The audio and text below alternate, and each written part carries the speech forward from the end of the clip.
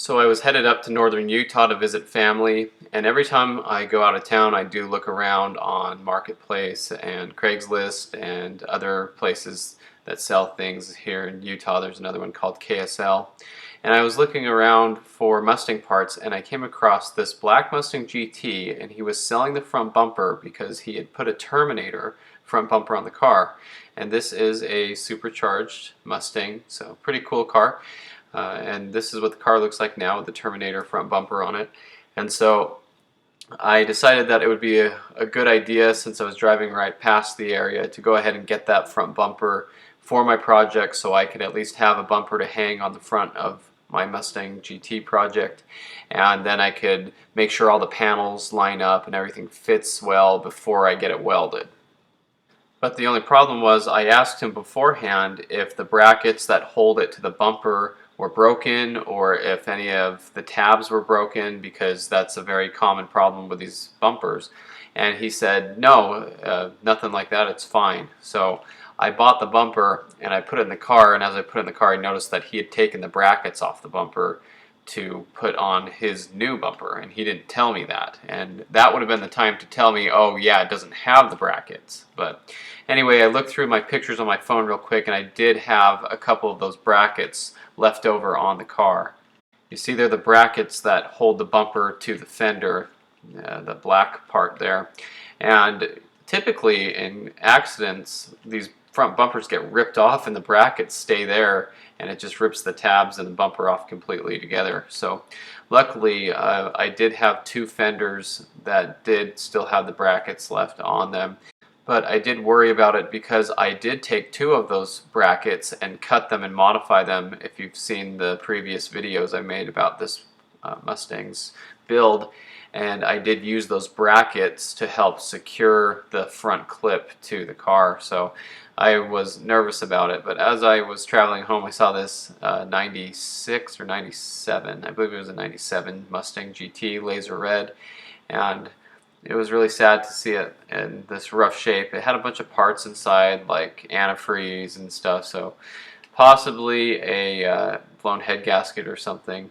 And judging by the shifter, this is a 97 because it doesn't have the squared off 96 automatic shifter on there. But cool car to see.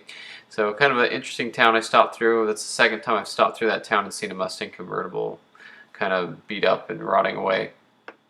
So anyway, I got home and I got this bumper, and it does have a chin spoiler on it, so that makes me happy because I paid 50 bucks for it, and you know the chin spoilers go for about that anyway, maybe a little bit more new. But so I went over to this fender and noticed that the bracket was still there, so I was happy about that. It comes off with two 11mm bolts on the back side. That's how you take the bumper off.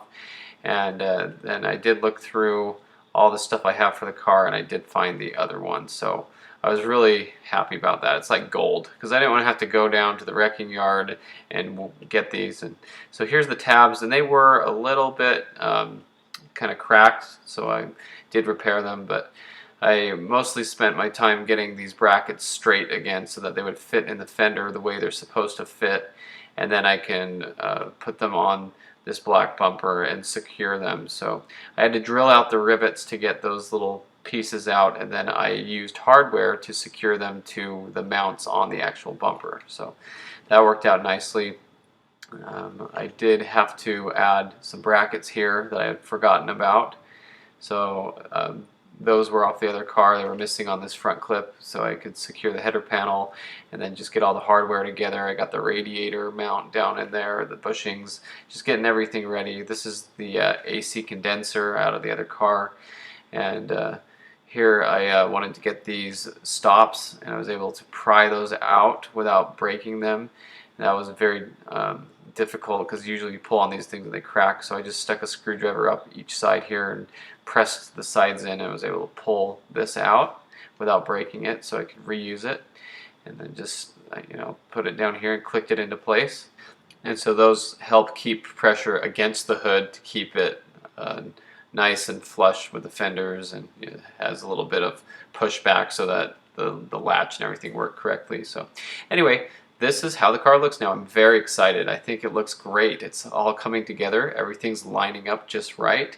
It's actually several different colors. I was actually counting how many different color panels this car has on it now, and the car is silver metallic.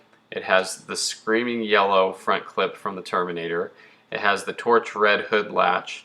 It has a black front bumper, Oxford white front fender on the passenger side. It has a crystal white hood. It has zinc yellow fender on the driver's side.